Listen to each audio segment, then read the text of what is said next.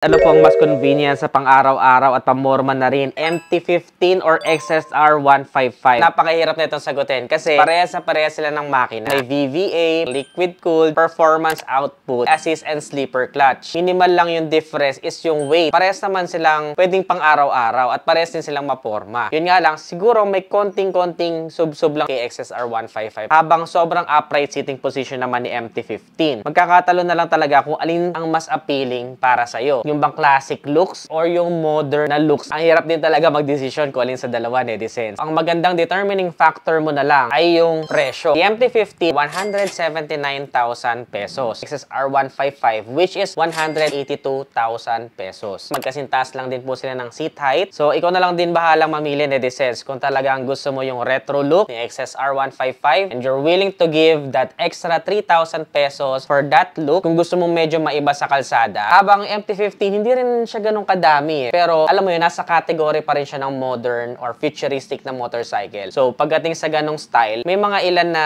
ganun na sa category niya pero natataki pa rin siya or nag-stand out pa rin siya. Medyo mas mapapagkamalang big bike sa MT-15 kapag nakita mo sa personal. Para sa inyo, netizens, MT-15 or XSR 155? Kung kayo may pera, alin sa dalawa ang bibili ninyo? Iba pa ba kayong katanungan? Comment nyo lang din. Again, this is Adriano. Heart and follow this page. See you in the next one. Always keep it cool. Ride safe always.